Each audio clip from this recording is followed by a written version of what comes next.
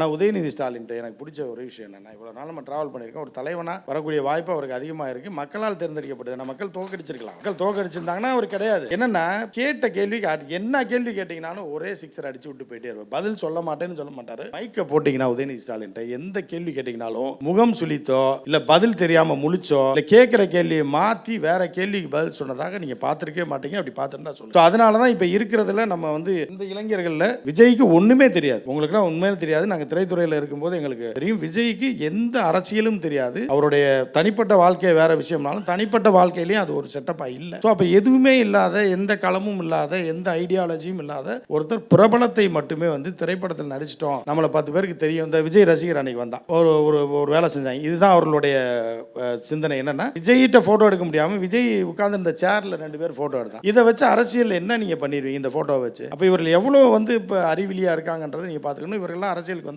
நம்ம காலி தான்.